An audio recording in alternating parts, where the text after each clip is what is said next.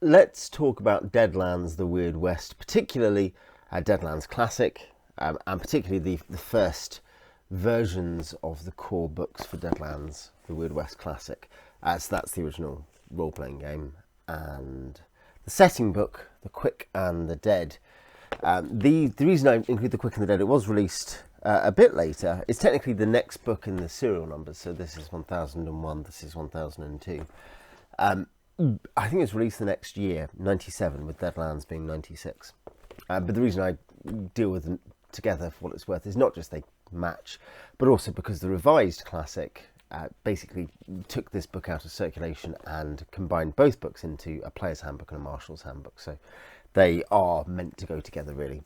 They're by Shane Lacy Hensley with John R. Hopler, but also having a co-credit on The Quick and the Dead. Hopler was a major co-writer for a lot of systems books and core settings books and stuff. And there are many other people credited. Particularly their editing is Matt Forbeck, who's an important writer for Deadlands then and up to the Reloaded period. Deadlands is one of my favourite role-playing games. It's along with Star Wars D6, it is my favourite trad role-playing game. So not like D&D, this kind of emergent sandboxy campaign with a sort of world-first approach, things like that. You know, I talk about that in other videos, but rather the kind of like, here are a bunch of adventures just to run through, and there's interesting stuff to do in the adventures, but it's very much you're reacting to this kind of crazy world around you. So, you know, there's missions to do, there's monsters to fight, whatever. Cthulhu, Call of Cthulhu's like that. Star Wars is often like that.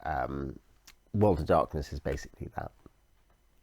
And yeah, I didn't actually start with the Weird West. I think I heard of Doomtown first via a magazine, the last issue of The Duelist, in fact, I think it was, which I bought in America on my one trip to America. And that's also where I first heard of L5R, for those who know my interest in that. And yeah, I'm not sure which of them I got first, but I got Back East the South for Weird West, and the first rulebook I got was The Wasted West, because this is actually part of a line of books a line of settings in the classic, which included a post-apocalyptic version and a in-space version. Those were in the same timeline, those latter two, The Wasted West and The Way Out West. And in the Reloaded period, which uses a system called Savage Worlds, they've got a noir version, which I've read several books. I've never run a session of noir, and they have, I think, upcoming there's a Dark Ages version. I have never been as turned on by Savage Worlds. This is a prefatory note. I've read through Savage Worlds and I've got plenty of the books to do with that, but I've never been particularly interested. It's a smoothing down. I think it's based on the miniatures game for Deadlands, the Great Royal War. Someone correct me if I'm wrong. But it was a kind of smoothed down and simplified in some areas, or at least the weird edges were filed off. And for me, half the fun of Deadlands is just the fact that these systems are wild. But yeah, it is a fantasy western. It is one where an apocalyptic event, functionally, in the sense of a revelatory event, has happened on July the 3rd, 1863. Same time as the Battle of Gettysburg is finishing up, and this kind of leads to a protracted civil war. 1876, with the Wild West, you know, very hot. There is still a civil war. The Confederacy is an independent nation that's albeit at war. It's abolished slavery. We'll touch on some of the kind of setting quirks. So you've got these kind of two states fighting. You've got loads of other stuff going on in different places, yeah, there's monsters everywhere, and particularly the idea is that there are these reckoners who have taken advantage of a shaman, an angry Susquehanna shaman called Raven and his band of last sons who hate the white man so much they've released evil spirits back into the world, the Manitous from the hunting ground. And the reckoners use these Manitous to cause chaos and to create fear, which they feed on, and they gradually turn the world into a deadland, into a world of horror. And you are the heroes. That's the general gimmick of the RPG. You are out to fight these. So you can see it's got some of those kind of pulp Cthulhu elements. It really pushes into that, and there's a lot of Cthulhu influence in this. There's even one dime novel, which I'll review some of next week, half adventure, half novella. It's actually an official crossover with Call of Cthulhu. the role-playing game. So it's high on those elements. It's high on kind of weird tech. It's obviously influenced by the TV series, The Wild Wild West. I think it comes out before the film, the Will Smith film. Will Smith and Kevin Kline. Whatever happened to Kevin Kline? But yeah, you know, it's highly influenced by the kind of gizmos and wacky stuff there. And it's highly influenced by folk depiction of, partly by Native Americans themselves and partly by non-Native Americans, but folk depiction of the Native American. You know, lots of Native American mythology involved. It's all treated with a very pulpy brush, in a way that would definitely not fly in a World of Darkness product now. Even in the 90s, you know, it's much lighter than, say, the equivalent Werewolf the Apocalypse dealings with Native American mythology. That's fine. What I'll do is I'll go through what's in these books. I'll just kind of try to sum up some thoughts as I go, basically. So yeah, this is the rulebook. You only need this to play in the original, first edition rather than the revised, because you don't have much for setting. You just have a short story at the start, but that's okay. You know, you have a short story at the start. You have some monsters. Get going. This is a fairly iconic painting by Brom, who I mostly talk about on my channel as a Dark Sun and Spelljammer artist. And I guess he was known to Shane Lacy Hensley from their time at TSR. Shane Lacy Hensley also worked on Dark Sun. So I don't know if they personally knew each other then or not. I don't think there's really very much else in the way of Brom art. I think there's might be another piece somewhere. But in the whole of Deadlands, that he's not a major artist, but this depiction of, I think it is stone, is it not? The legendary harrowed undead gunslinger serving the Reckoners. This cover for The Quick and the Dead, the art is a mixed bag. I'll say up front. This cover, which I like, by Alan Clark, not the British Conservative MP and diarist, but yeah, is of Wormling in up in the I forget which range of hills. Where there's like the worm cult, and that's pretty iconic with a great steam wagon. Let's see if I can, there's a little steam wagon with a huckster firing bolts of doom and soul blast, whatever, and a guy firing a Gatling gun trying to stop this great monster. You see the Cthulhu influence there. Art internally, there are a few good pieces and there's a few comically bad pieces.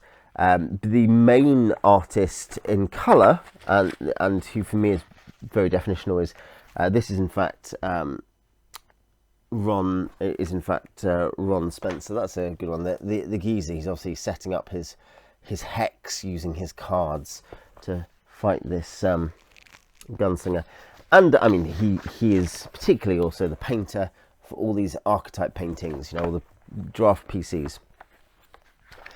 There's a couple of good maps, or functional maps at least. I think there's a very good map for some reason in the Wasted West products. But yeah, you start with fiction. Coot Jenkins, the old prospector, who is an important NPC in the metaplot. This is a metaplot game, which kind of it works better here than in lots of products, and I'll explain why. But it's a good story of him having raised a lawman from the dead, and he's trying to work out, are you in charge of your body, or is an evil demon in charge of your body now that you are a zombie, an intelligent zombie, a harrowed. You then have the basics, which is more or less just a very quick summary of what role-playing games are. In the 90s, by the way, this was much more relevant, I feel like, than it is in random tiny market OSR games now. I mean, the first role-playing game I bought was Star Wars D6, and that had that section. It explained to me what a role-playing game was, and it did it reasonably well. A big gimmick of the layout of these books is that there's 3 sections. There is posse territory, which is marked by a gun and a tomahawk. There's no man's land, marked by a totem pole, and there's the Marshal's Handbook, which is marked by a badge. And you are only meant to look at stuff you're allowed to do. Everyone can look at the posse territory. The Marshal can look at everything as well.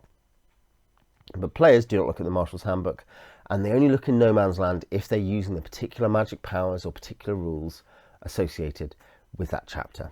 So usually if you have a magical background, or if you're using particular mechanics that are unique to a specific situation. So it talks about that. It talks about the equipment. I actually haven't got them down. I have Deadlands cards, but particularly apart from using a full set of polyhedrals, it also uses cards, 52 or 54 card decks, because you include the jokers, and poker chips, which you use.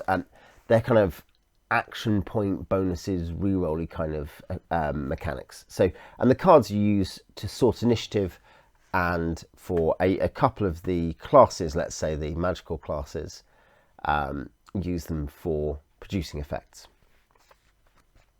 The core mechanics are based around the idea that you roll a dice pool and you take the highest die, and that die can explode. You can keep rolling it. If it hits its maximum result, you keep rolling it till you get the high, whatever amount it is, and that has to go versus a target number, and it has to match that target number. Target number of 7, you need to roll a total of 7 on the top die, including any bonus rerolls. And this is what the chips apply to, is mostly to do with adding dice, rerolling dice, that kind of thing. So this is the core thing is that, and you have 10 stats, and those stats are different die types depending on what card draw you get during character creation, and you assign those, and then based on what your stats are, you then get a set number of aptitudes. These are skills, shooting, overall, riding, that kind of thing, our knowledge of the occult. So you do all that and you build your character. So this is a kind of point by character creation game. It doesn't highly emphasize, and this is one of those things that I come back to it and I'm like, this is a legit game, is it doesn't emphasize writing long backstories or lots of stuff. It's just like, hey, make a character. There's a couple of points where it says your character's going to die. It is meant to be it is a bloody and dangerous game, but it does have that relatively high input, high effort character creation, say like D&D 5th edition, or like the advanced character creation mini game from Traveller, or like if you're creating an AD&D character with a kit, a 2nd edition character with a kit and non-weapon proficiencies, and you're not familiar with the game, so you're adding on time there. You're taking half an hour to an hour. It's not as complex as Shadowrun, but it's it's heavier. So it's one of those games, and that's very much the style in the 90s. Something I praised Warhammer Quest for on this channel was the fact that Quest goes the other way. It is the most, in the best possible way, 80s game. I don't mind. I like character creation mini games. I think it's fun, but in the context of just getting a game going, and people who don't know the system getting into it, it's a lot more challenging than AD&D 1st edition, say, for that side of it, not necessarily for anything else. There's a lot of variation in these mechanics. As I say, you've got, in terms of what happens, you're trying to roll these skill rolls, you're rolling dice to see how many cards you get for initiative and for your hands of cards for certain magical backgrounds. And there's high risk involved, like if you draw a black joker during initiative, that screws you over. If you roll more ones than anything else in your dice pool, then you go bust, you fail, and you fail catastrophically, even if you actually got a good roll. There's this massive range of variance, and this is the biggest criticism I read about, and it's something Savage Worlds makes this curve slightly gentler, but I mean, in terms of lots of the mechanics are the same. They're just somewhat refined. By same, I mean similar, really, but they're more refined. And I think that, yes, this is a criticism you hear, which is just, it is crazy. Like, some people prefer Deadlands D20 for this reason. I don't know if anyone ever preferred Deadlands GURPS, which I think there was a version of. I doubt it. But, the idea that just, hey, you roll a pool of dice, well, you gone bust, that's funny. Or, oh, you don't get actions because of this. Like, and because this is a dangerous game, it's a high damage game. You quickly start taking penalties to stuff. It's comparable to games like L5R role-playing game or Star Wars D6, which are both very fun combat systems, but they are dangerous. You do not want to get shot in Star Wars. It's a very bad idea. And it's the same here. And in L5R, you do not want to get hit by stuff because you just start taking penalties. And so being good at stuff and tactics are so important.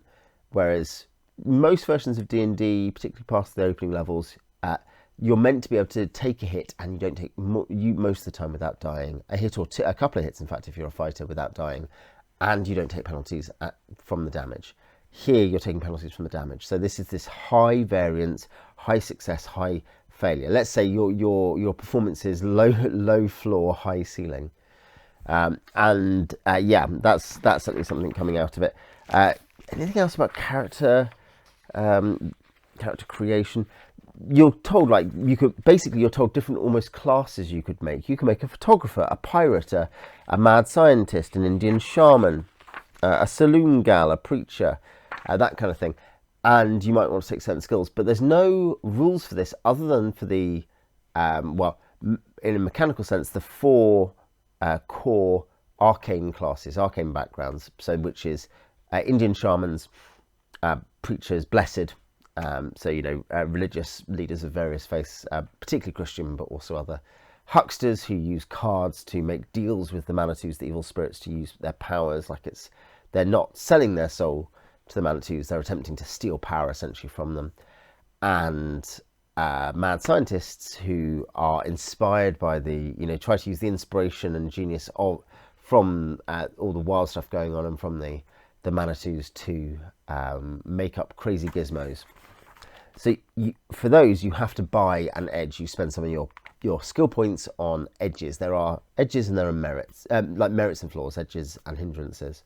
And it's worth commenting on them. But other than that, it's completely free buy. You can put your points where you like. Yeah, it'll affect what your characters, their resilience is, for instance, their wind. It will affect lots of stuff, in fact. But the point is, you can put your stats where you like. And you can buy whatever aptitudes you like, as long as you, for some arcane backgrounds, hit a set minimum, like hucksters need occult, blessed need faith, that sort of thing. I think each of those need, I think shamans need faith as well, and mad scientists need some science aptitudes. But other than that, everything is free. You can do what you like. Yeah. You then have skill lists and stuff, and most of these, it's a skill game, and this will bring in one thing, which is a criticism from me for, and I talked about this with Prince of Nothing, my co-host on our D&D podcast. We started by just talking about our trad game experience, and it is this weird thing where there are social skills for everything, and there's this, in some games you even call it social combat. You roll dice, there's mechanics for making people do stuff, and perhaps for them making you do stuff, in terms of convincing you socially. Not always, but at least you doing it to other people. Weirdly, these are often in games where role-playing is really emphasised as well. I mean, maybe less so Deadlands, though there's a bit of that, and we'll talk about that too. But L5R certainly, and certainly World of Darkness games, the idea that you have all these mechanics for the social stuff, and sometimes they're even functional, decent mechanics, but you're also meant to be kind of really role-playing and being your character maybe. And this is a confusion. This is like not just mission drift, but a real clash. And I don't like those mechanics, generally speaking. I do use them in this kind of game, but I prefer a simpler system. D&D, for instance, uses just reaction checks, old school D&D, and then there are some things that can modify that. On the other hand, if you really want complex social systems which are mechanized, actually you're pushing into something we'd call story game territory, where the mechanization of the story rather than of your character's decisions in a challenge-based kind of adventure become important. So yeah, there's all these kind of things, but there's also lots of combat skills: speed loading, fanning, throwing, bow, guns of various kinds, driving, dodge. Dodge is a reactive defense skill, for instance. You could be lock picking, or using sleight of hand, or sneak, or swimming, artillery, arts, scrutinize, tracking, search, academia. So you've also got knowledge skills as well. So do you know something about this area? And some of these give very direct advantages to like languages, giving extra knowledge of languages. Some are slightly more abstract, and then you've got the social ones which have particular mechanical functions. And And there's some stuff like the leadership skill does have direct mechanization. It's not just, oh, you roll to convince people to do stuff in some way, but actually you can use it to trade action cards and initiative cards in combat. Yeah, and there are a couple of skills which also apply in specific important situations. Faith, not just for matters of general faith, but for arcane backgrounds, and guts, which is how you handle being scared by the horrors of the West. Hindrances and edges, so merits and flaws. You can buy yourself more points with hindrances. You can spend points of any kind on edges, and most of these there is a case of, you know, bad ears. You either get 3 or 5 points, and it's either you lose -2 from all cognition tests based on hearing, or you can't hear at all, depending on how severe it is. Other ones are not mechanized. Big britches, 3 points. Your character is severely overconfident. He believes he can do anything and he never turns down a challenge. Now, you can see here, this is something that happens with basically every merit and flaw system in this kind of game.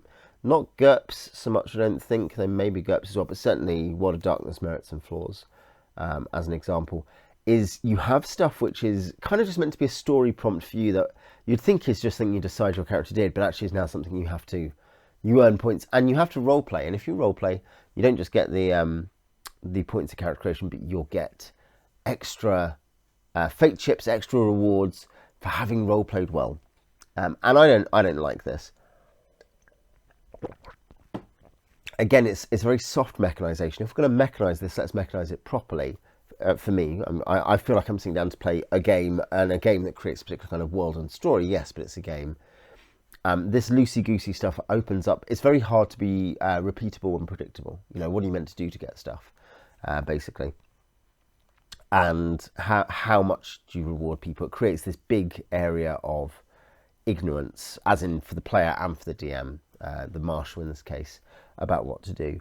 I don't really love that, and I think I would rather it was more mechanized or was absent. I just think players chose to do if they wanted to do. But I like the mechanized traits tend to be pretty sensible and good. Like they tend to. One thing is that this is a game that comes across to me at the distance of time, you know, nearly 30 years on now from it being published, but at a distance of time, and having played it, and now probably reading through it, the rulebook for the first time in over a decade, in terms of like cover to cover, and thinking, actually, this is a game that comes across like it makes sense and it works and it was tested, even though it has these weird, wonky things that are going on to do with mechanics. It doesn't come across as like a completely half-baked thing. Like, stuff works, stuff clicks together. It's a very particular kind of game, but when there are mechanizations, you see how it's meant to work and you see that it will work. You know, so yeah, merits, edges and hindrances are, in a sense, just another part of this complex character buy situation. But they are one, a bit like a couple of the skills as well, the aptitudes, that are just a bit under-mechanized. There's a nice photocopyable character sheet which also lets you use a paperclip to track stuff on either side, like how many bullets you have and how much wind you have and what your wound levels are for things. Which I quite like. It's a kind of nice ergonomic character sheet. The other main mechanical section, this is something where basically most of the time, say, there's a gear section, you know, you can buy guns and stuff. If you're a mad scientist, you get one big gizmo free, which is a lot of money, to be fair. There's then a long section of archetypes, because basically you might just want to get going and you put, here's a sheet, you are the prospector tonight, you're the blessed, you're the sheriff or the marshal or whatever. There's two remaining mechanical sections. One, the short one, is fate chips and bounty. Fate chips are given out for role-playing, and bounty is given out for bounties. Bounty points are given out in adventures, and fate chips can be exchanged for bounty points, and bounty points are spent on level ups. So it is a point by level up as well, using XP, essentially. And I'll talk about this next time I do a Deadlands review, when I talk about some of the dime novels. But it's something where you see the system of how these are awarded in adventures change over time, from bounty points being awarded in adventures, usually, and fate chips presumably happening just spontaneously for good role playing. This very vague thing. Role-playing here is not you are practicing the role, you're assuming the role of the thief, and so you do thiefy things and you kind of play that character properly, like in first edition D&D. That's how Gary Gygax explains player marks, player grading. This is role-playing like you've got big britches because you bought that mechanic. That's a hindrance you bought. Or, you have some other tick that's not necessarily a mechanic, but it's just something which you play and everyone thinks is engaging and funny. So it's moving toward, it's very much in this kind of, look, we're here to be dramatic. And it's funny because this game, though you can see it encouraging that because it's this campy horror western, this game it's not actually really that kind of game at all. And this is, as I say, a program mismatch that happens with other 90s games. But I think it was weird, it struck me harder this time, because this is the other big mechanical chapter, blowing things all to hell, is that one of the longest chapters, maybe the longest chapter, it might not be quite, I think, yeah. No, it might be. Abomination, yeah. Apart from character creation, it is the longest chapter, is the combat rules. Because everything else, virtually every other mechanic that applies to all players, not to magicians, but to all players, is just you roll a skill check, use the core mechanic, and you determine whether you pass. And then the marshal says you pass, you fail. That's what happens. But combat is highly mechanized. It's very complex. But by very complex, I don't mean it's the most complex. I mean, I've taught and run it with several players, like maybe a half dozen players over a couple of different campaigns. And it's fine. It's not that bad. But you've got to kind of think, how does this compare to anything else? And it's much more like what's to come in D&D terms, for those who know that system. It's heading towards D&D 2.5, the player option series, and D&D 3, these kind of much more mechanized, much more granular combat systems. And even D&D 3 is probably less granular than lots of these 90s products. Here, you're rolling to see how many actions you get in terms of your hand of cards, and you go down from high card to low card in terms of initiative. That's quite clever. There's tricks you can do. You can hold a card up your sleeve that could later be lost. You can, if you've got a leader, swap action cards. There's an opportunity of surprise. You can try to run. There are rules for running. There's rules for being slowed down. That basically movement only ever is going to matter in combat, because there's no, technically pace always exists, so your nimbleness is always your pace in yards, but the point is that you're never going to be really worrying, implicitly measuring stuff in the dungeon. You could do, and it's interesting, and it's not so much the habit in the very early adventures, having read them, but you see it with, I'm thinking, it's certainly my experience of reading Deadlands Noir and some of the Reloaded stuff as well. Noir uses Reloaded, obviously. But you also see that Noir, I was looking at just the other day, actually, just a ton of the products are maps. I noticed that during the original release thing. It is a game that fits miniatures combat. Miniatures were released for it. You're told you might enjoy getting the Deadlands miniatures. But there's a weird thing where this is something where actually, especially because it uses a kind of base move step of 2 of it, unit of 2 rather than 1 or 5 or whatever. It's actually something which you can imagine being nicer to play or easier to play just with a measuring stick or measuring tape rather than squared paper. But anyway, if you use squared paper with a base increment of 2 rather than 5, which is technically it's 3, 3 is actually the base increment in 3 feet or yards in first edition, but 5, generally through D&D's history. You can do either, but it's something where it's interesting. It's not highly mechanized, and you could be like, oh, we'll put out maybe we'll have a map with fog of war, and you're going around the cult's headquarters. That works. That's not at all impossible here, but it's not what's mechanized, and it's not mechanized in adventures either. In the classic period, the only time that move matters is whether you're doing theatre of the mind or miniatures in combat. The only time it's mechanized is in combat, really. There's some stuff to do with wilderness travel, and that's touched on both here and in Quick and the Dead, so it's not completely irrelevant, but generically is not really dealt with any time out of combat, because this game is ultimately you roll some dice, you talk to some people, you find some weird stuff, and then you go and fight monsters. That is the cycle of the game. You investigate, and this is kind of, so in that sense it's in the Call of Cthulhu tradition. You investigate, you try to find clues, you see in adventures, some adventures do this in a way that functions and works, some don't, and then you go and fight the monster. So yeah, of course there's lots of stuff there, but there's loads of stuff. There's mechanics for throwing stuff, there's mechanics for hitting innocent bystanders, for running out of combat, running before combat, and fleeing from combat, for wrestling, and importantly there's details for like hit location. There's things like armor 1 cancels all d4 damage type, armor 2 all d6 and d4, so on and so forth.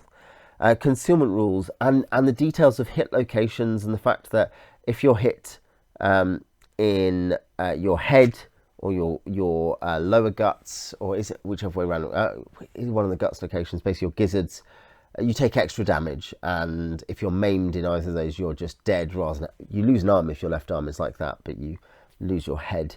If you lose your head, you are dead. You can be stunned. It has a second damage pool. There's 2 damage pools. There's your wounds, which are, you have each of your wound levels is it has a number of damage points, which is to do with your size. Whatever your size is how many damage points you have per wound level. You have a flat number of wound levels, but this is similar to other games. World of Darkness does this, Star Wars basically does this, L5R does this. In Exalted, there's even, because of course as you take damage levels, that's when you start taking penalties. Exalted even has some very important charms that basically every Exalted takes, which is they take extra -0 wound levels. Here you can't get extra wound levels, but you can have bigger size, so you can become tougher by buying the edge. I think it's Burley particularly. But wind is a different thing, and wind is your stamina. So actually think about Starfinder, the fact it has HP and SP, I think it is, stamina points anyway. And wind is something which is drained separately, and if you run out of, you can then start taking direct wounds. But it's that attacks can target one, the other, or both. Yeah, so you can see that there's a bunch of stuff. There's also healing. Healing can be pretty slow as well, unless you have magical help. So it's got a complex and quite violent combat system where you can just be shot to death in one round. The fact you've added stuff, basically, unless it's that because you added stuff to your dodge skill, you dodged out of the way and you beat their attack. That's how you beat it. Once you're actually hit by bullets, you're in trouble. And it's the same with many other games the type. But it's also, there's these extra levels, hit locations, which are avoided for a long time in D&D and eventually turn up. But are not systematically used. They're not core or anything in 5th edition. It's very much a classic house rule. So yeah, that is the guts of Deadlands, and mechanically is actually its combat. The rest of it is vestigial functioning mechanically. Apart from as I say, there's a couple of bits and pieces that are more mechanized, but basically just that. Then you get the no man's land section with hucksters. Let's see if we can get that Ron Spencer huckster up. This is a very iconic Deadlands image there, and you can see the mad scientist too, who is obviously Doc from Back to the Future. There is a character at one point called McFly, a sample character, and yeah, here essentially each of the arcane backgrounds, and these are 4 of the 6 No Man's Land chapters, I think. They are playing a mini game to get power and use it, and they have slightly different spell sets. So hucksters have range damage spells and trickery spells. Mad scientists have no direct spells, they make gizmos, and their mini game is to do with the different stages, and they play a couple of mini games along the way to create a blueprint, or if they have a blueprint, to construct it. The Blessed have more things like healing and buffs, classic cleric class in that sense, the huckster being more like a wizard, and the shaman has a mixture of both, but they tend to be slightly more indirect. They're not damage spells, and as I say, they gain the power to do these different ways. Mad scientists, hucksters, play a mini game out of the poker deck, It's a game of chance. The better they are, the more cards they get, and they're looking to make good hands. So this is not the high card thing of the initiative draw. This is, oh, well, you get a better result if you have a full house. Hucksters, for really complex spells, they just need better hands. They will fail if they don't get the hand. It's not like they get less effect, it just doesn't happen. But some things only need a jack, and certainly many things only need a pair. The Blessed have to pass a faith roll. They have to show that they are, they are committed, and if they do that, then they can cast the spell.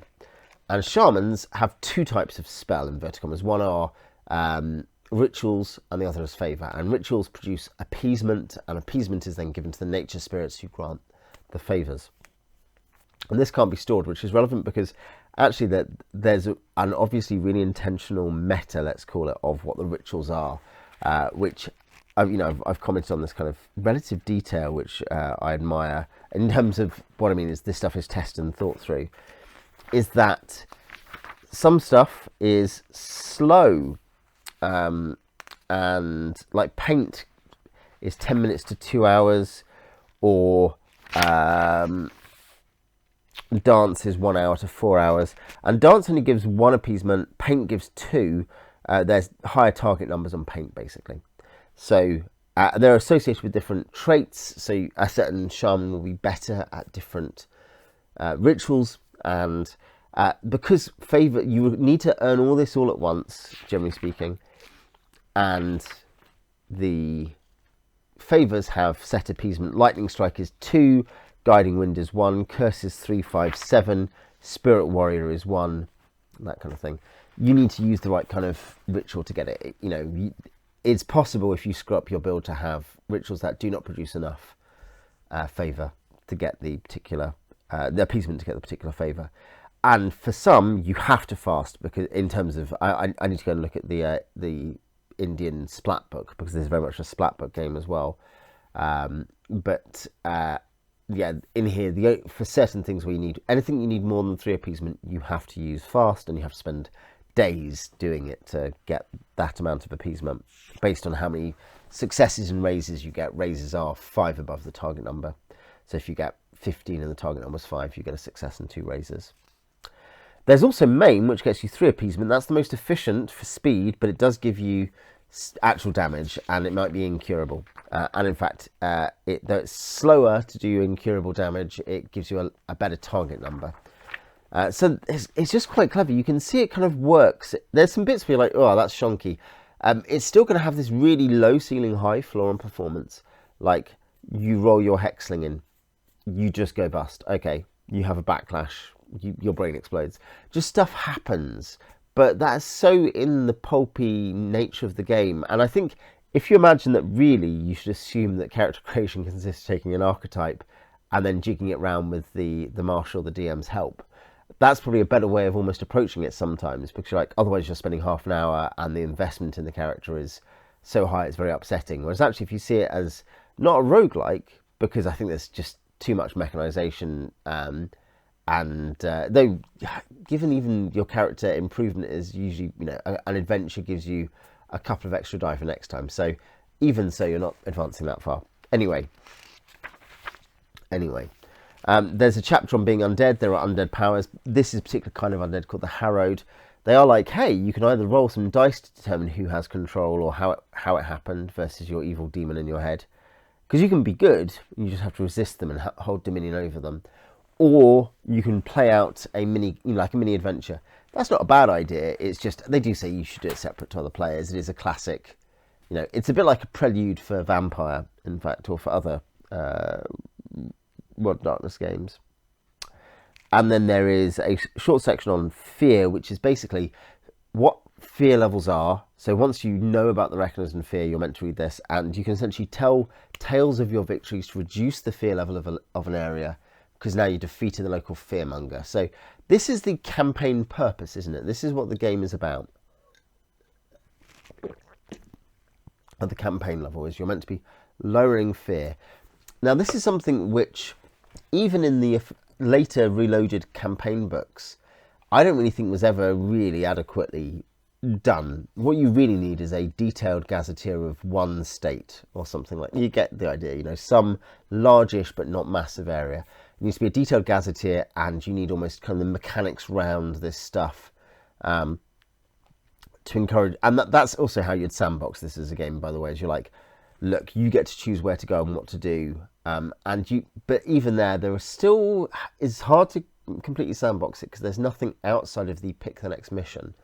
That's something where when you look at some other games, and I'm obviously particularly thinking of D&D or Classic Traveller, there's more of a, oh, well, maybe we'll upgrade our ship, or, oh, I've built my castle, oh, I'm now going to go and mess around with politics, or I'm going to, you know, the idea that, and you could add that in, I should say, but the game isn't designed for that. And I think there's some interesting things where you can see there's half of this other game that could be Deadlands. It's not a clash with the core idea, but which it never really is designed for. And naturally, you know, the game doesn't push you in that direction. Then in the Marshal's Handbook, you get The Reckoning, which is just an explanation of what's really going on. A very short section on running the game to do with it. And there's a few things like, for bad guys, just create wound pools that are just there, that both wind and damage points count against to count their wounds. You like, so you don't have to trap both for every bozo. Only for big villains should you bother. And there's a few other tricks like that. Then there's also short sections on two pages, amazingly, on creating adventures, 5 pages on effects around fear and the mechanization of that. And that's something more, actually, I don't mind that being a social effect, guts checks, and the fact you might run away, because this isn't a case of bullying players into running away, albeit Classic Traveller does have PC morale as well as NPC. But it's a core Cthulhu-like thing of just stuff happens. You like your sanity rating in Call of Cthulhu. There's a very short section on awarding fate points and fate awards and bounty points. There's a few pages on designing stuff for the Harrowed. There's all the extra stuff: Mad Scientist Dementia, Huckster Backlash, Mysterious Pasts, if you draw that during character creation. All of that's in one chapter. And then there is a 20-page monster section, which I'll get the pictures for. In fact, just again, very iconic. Ron Spencer, Prairie Tick, and a Tumblebleed, and a Wall Crawler, and a Walking Dead. You get a certain number of monsters in this, plus a few natural animals. Los Diablos, Mojave Rattlers, Jackalopes. The Rattler, which you saw in the other thing, that's an iconic Deadlands creature. Dust Devils, Hanging Judges, Gremlins, Badlands, Devil Bats, the California Maze Dragon, another very iconic creature, because half of California fell into the sea in the 68 quake. So yeah, it's got a lot of stuff in it. It's notably sparser as a rulebook for actually running games than if you... And that includes, by the way, I'd say to some degree, even if you add the Quick and the Dead, though it's complicated, compared to the D&D, PHB and DMG, probably compared to the Star Wars D6 expanded, like revised and expanded edition, which is what I have, which has an adventure in it and has some discussion about forming campaigns. But lots of these games, I don't think it's completely required that these games give you adventures up front or anything else, necessarily. But I think there's very little detailed advice going here about how to actually create stuff for Deadlands, and that's interesting. That's obviously a gap. There's obviously a gap in just kind of some of the mechanics don't really gel with other mechanics. And there's only this implied way of what kind of world and game you could have to do with reducing fear levels. And you can imagine it. I think this is, if I ran, as I say, 1.5 campaigns, there are characters who continue between the two. But if I ran, it's like I'm starting again with or without some of the same characters, and I created things, I'd probably be like, look, I want to have one area, like one state or something, a couple of states, and you're in this area, and essentially you get, we'll talk about rumours in a second, but you know of the rumours in the area, and you're going around, you find out more about the bad stuff going on, you learn about the reckoning, and then you're trying to reduce fear levels, and that's the kind of emergent job, and that so it's a reactive game to some degree, superhero style, but it's kind of video gamey in that sense. The map is all the quests on the map, and you go and deal with them. But yeah, I think it is a very clear rule book by the standards of any day. In fact, it's very clear, it's very effective, it's fun, the mechanics in it are fun. The low floor, high ceiling stuff, that's just Deadlands, I think, and it's not unique in that either. And it's also not even like it's that, as if D&D or Traveller aren't the same. The difference is this mechanizes failure in funny ways that are annoying and upsetting, but funny, like just bad stuff happens to you, your head blows up. Quicken the Dead, which I think there's an argument that this is as good a cover as the Brom one, as I've already indicated. This is a pretty explicit continuation. I mean, it even said, welcome back, partner on the back. This is the explicit continuation of the rulebook. And it has some odd bits, like it's got a sort of ragbag of bits up front. It has a couple of new mechanics in the back in the martial section. It has more archetypes, so more PCs. It has one new generic monster, and it has 2 new sections of rules entirely to do in No Man's Land, which are not new classes. There are other arcane classes in some of the box sets. So there's augmented cyber, Steam cyber fighters or whatever. I think that is in the Salt Lake City box. Kung Fu fighters are in the California box, and voodoo people are in. I think they're in the there. And you can be Kung Fu is an arcane background, and voodoo is in the River of Blood, Mississippi River box. So there's some other, arcane backgrounds as well. But they're not in here. But the core of this, the biggest thing, and again we'll run over it, is the Epitaph's Guide to the Weird West, which is the player character section, which is 60 pages, and then the Marshal's Guide to the Weird West, which is the companion to that, which is about 30 pages. So about 90 pages of 145 are the setting. So this is the setting book.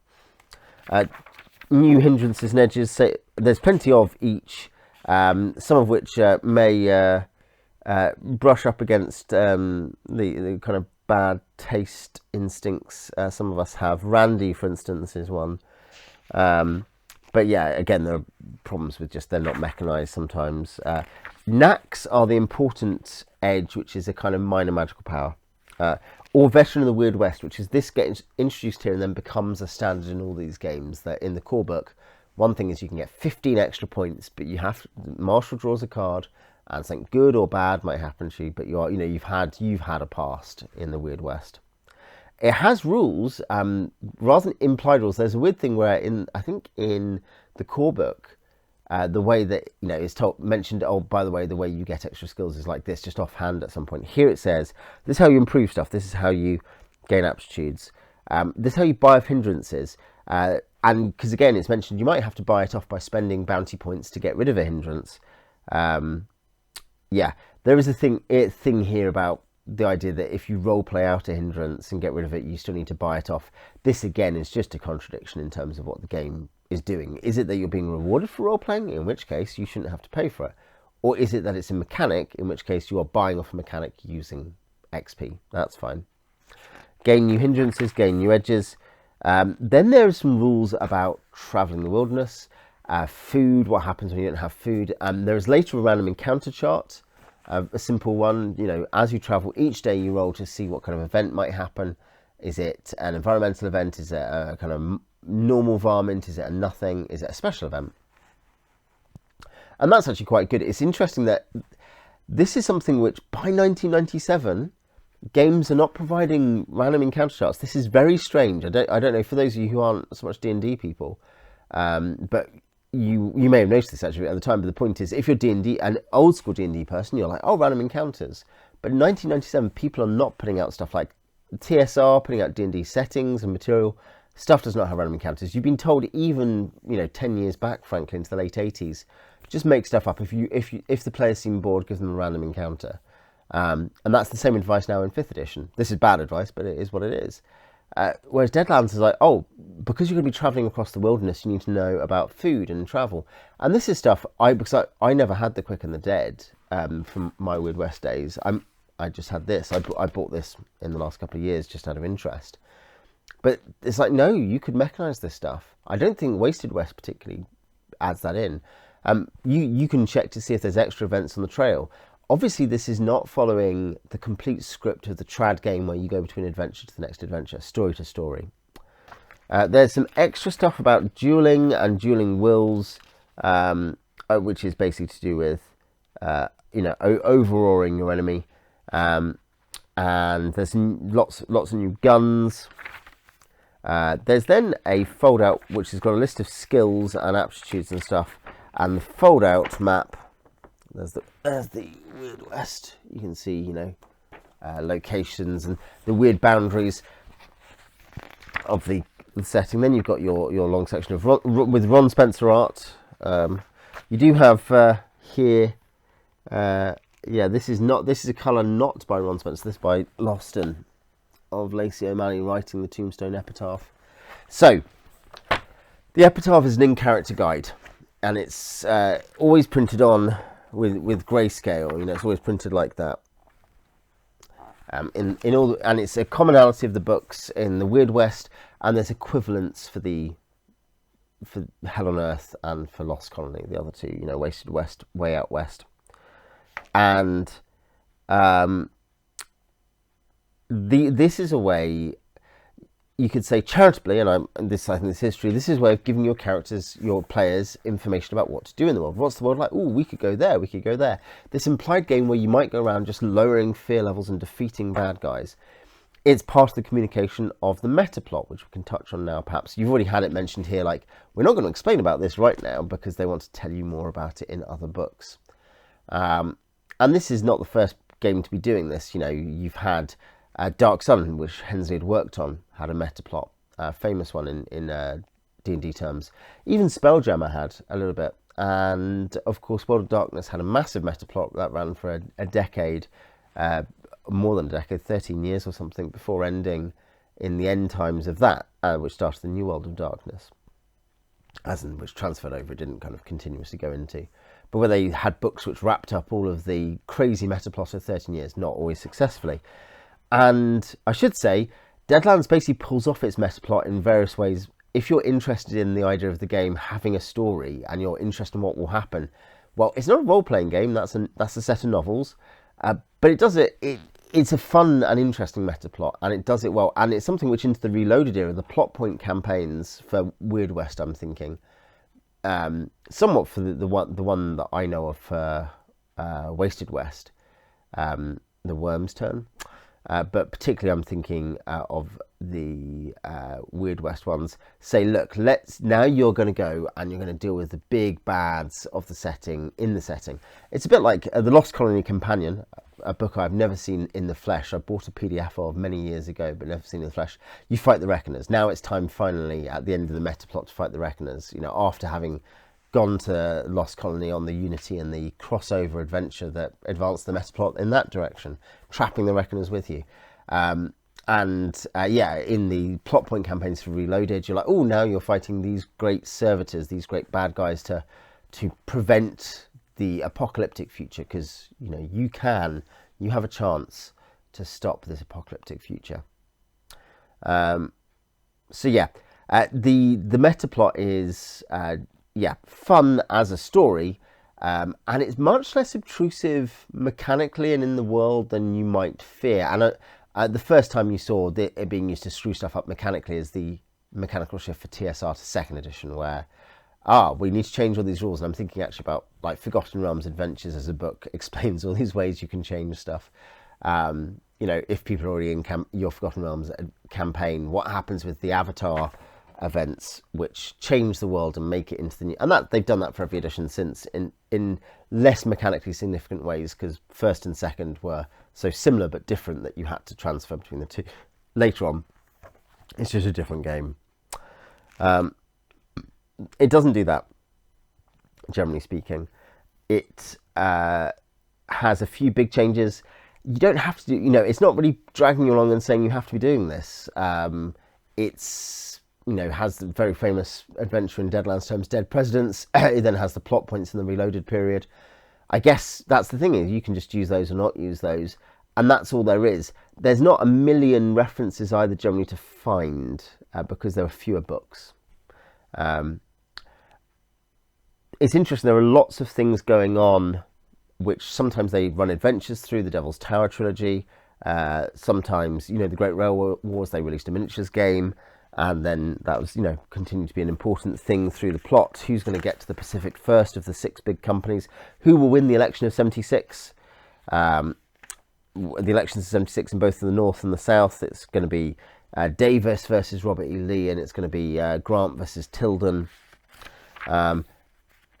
What's really going on with X or Y is a pretty common thing, or etc., etc. Basically, and the big meta plot stuff is the dark timeline ends up with a nuclear war, a ghost rock bomb war, whereas you can try to reverse that by going back and defeating the servitors, because it's Stone who has gone around killing all the great heroes who would have prevented the dark timeline.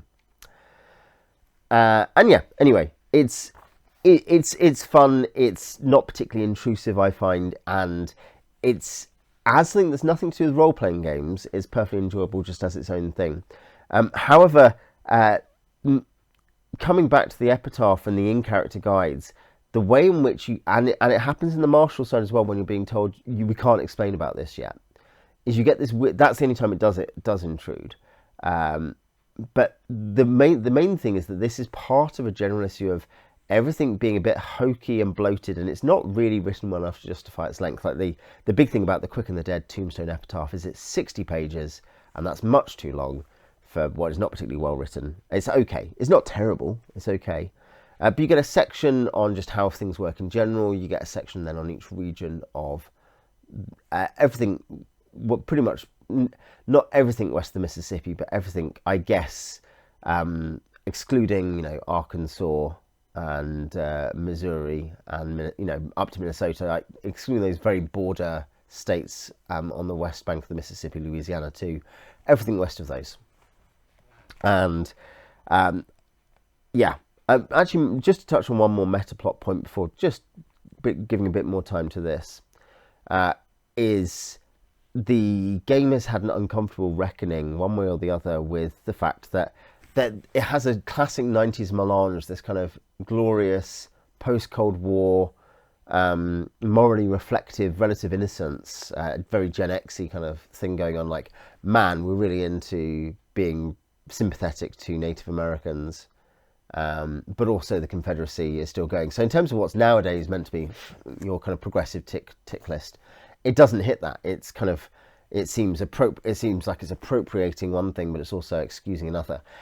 I think sometimes this stuff can get misunderstood or cast in the wrong light, and I think it's, if you accept, I think it's just okay to some degree to accept the setting at face value. If you don't like it, if you're uncomfortable with that, that's understandable and fine.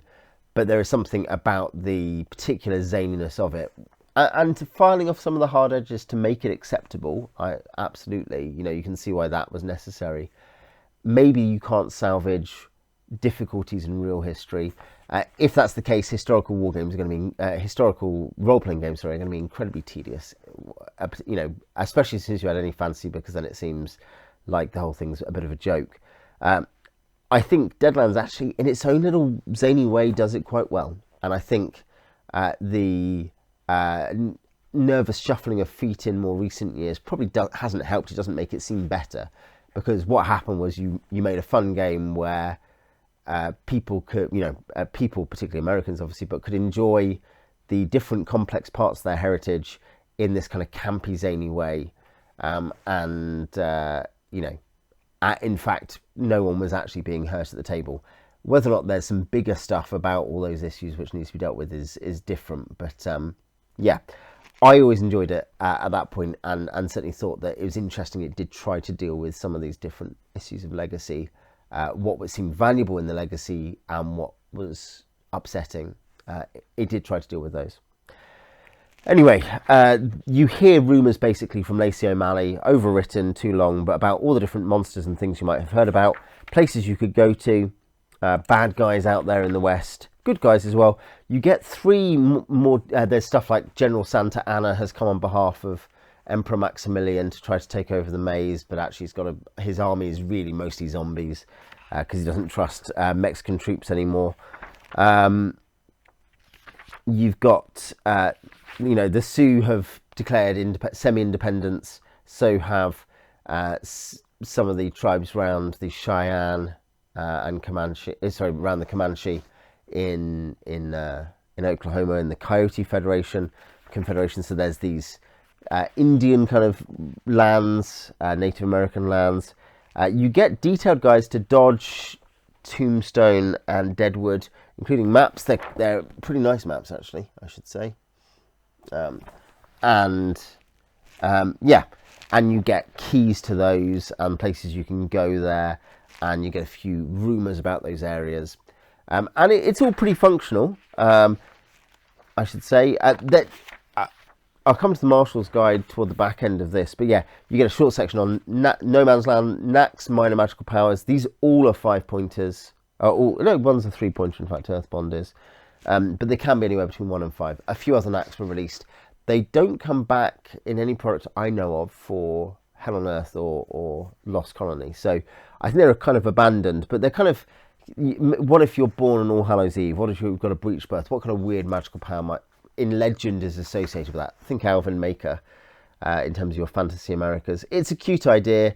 It's a way of someone who doesn't want to spend loads of points on all the extra skills to do with a whole spell casting system to have a minor power.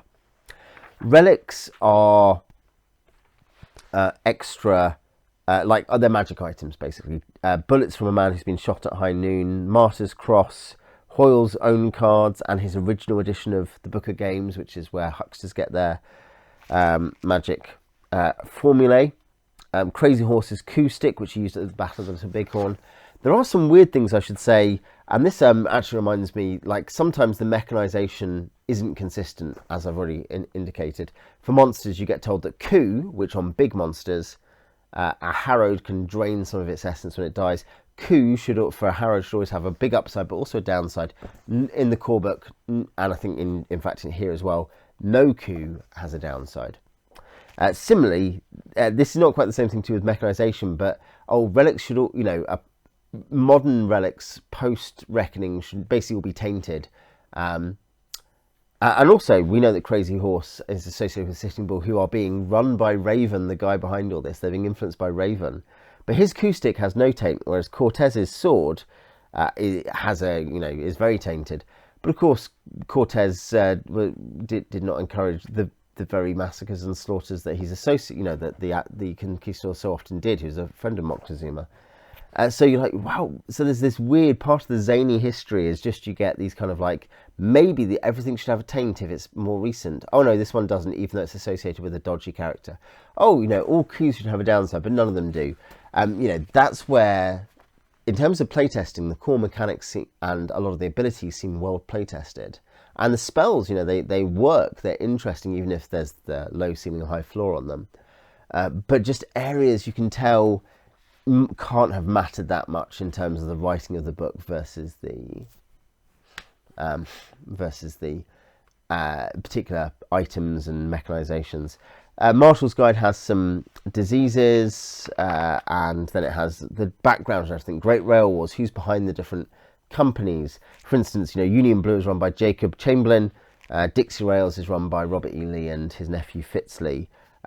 Black River and by Vermillon. Iron Dragon and Wasatch are all run by dodgier characters. There's stuff about what's going on in the election of 76. Jeff Davis has been replaced by a doppelganger, and that's evil.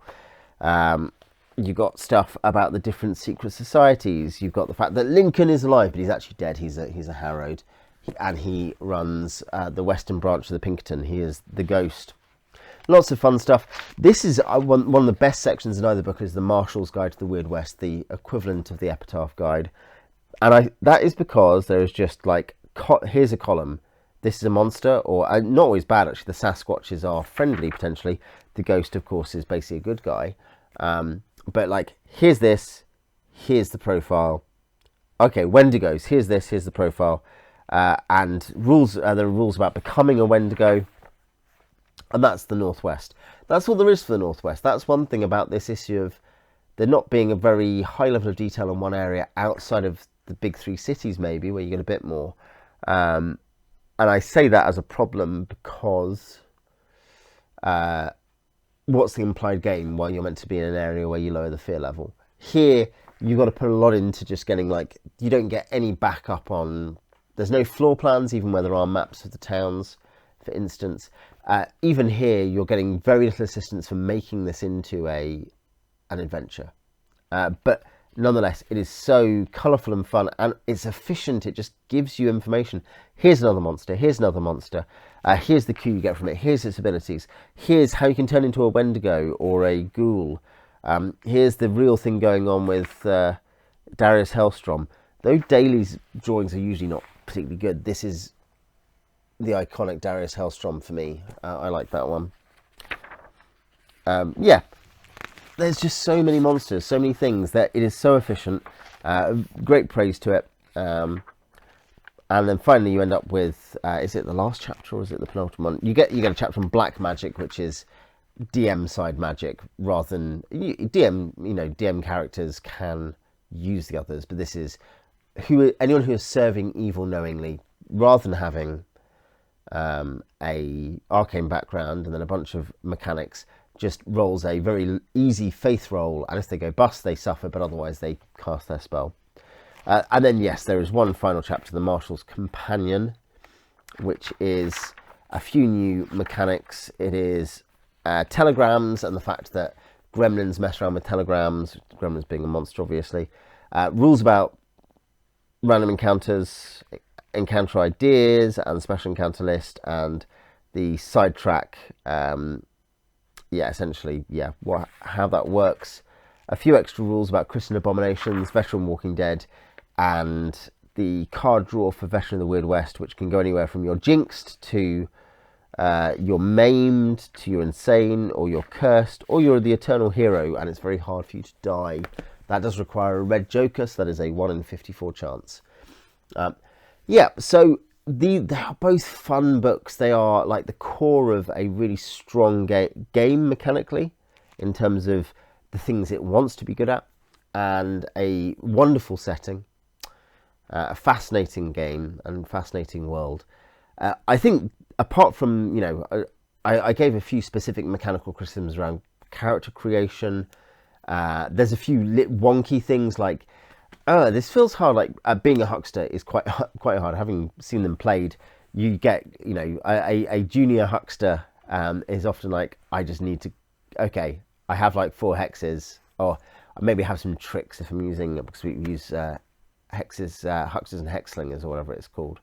But like, I guess I can virtually never use a really strong power because I'm too weak. Otherwise, it's tough. It's something where even off decent dice pools, you go bust all the time. That's the game, but it is a punishing game for that. That's not criticism either. It's part of how it's meant to work, I think. I think the biggest critique of these books, and this is maybe not wholly fair when you're like, look, how many books ever have done this well? The 4th edition D&D books, actually, the DMG and the DMG2, both have adventures in them. DMG actually has a setting in it as well as an adventure. So, I could point to almost flippantly there, but say, no, that's admirable. You can look at the 1st edition AD&D DMG and it's got the sample dungeon, and you're meant to be able to expand that from that. Star Wars has an adventure. I think this has adventures in the sense it has loads of monsters and the information about them, but it's just it's a column and it's efficient for telling you about that. But I'm like, man, so how do I use this? I'm thinking, this is certainly my experience of running Deadlands from at the very beginning. I guess just initially with my dad, just as my only player. But is that, I'm like, how do you come up with stuff? Okay, well, I guess you now walk in and there's some guys. It's not supporting good adventure creation. There's virtually no information about that there. And I'm not even sure that going to the actual adventures is going to help you. We'll talk about some of that. But because there are conflicting assumptions, weird design habits, bad design habits. And you've got a game that seems to think it's about challenge and risk and threat. but that you see just this sloppy implementation, and that comes through in terms of not giving the adventure information, and the actual adventures often have, bypassing some of this kind of challenge. Yeah, so anyway, I generally speaking highly recommend Quick and the Dead and the Weird West role-playing game books. I'd say the biggest improvement between the two of them would be to hand over space from the simplified, condense the in-character section of Quick and the Dead to make it just more efficient as a rumour sheet to hand out to players. A page per region of very short rumours, 3-sentence rumours. And then you take away half those pages, 30 pages, and you dump it in the back. Keep the town guides, I think they're good, but dump it in the back as like scenarios. And I think then you've got, at that point, you have like one of the best core role-playing supplements ever, just because of how rare it is that games really support you in running them. But yeah, tell me your experiences of Deadlands. I'm going to do at least one more Deadlands video, may do more in the future. Maybe one day we'll stream it here. But yeah, I'd love to hear your experiences in the comments, and I'll see you next time.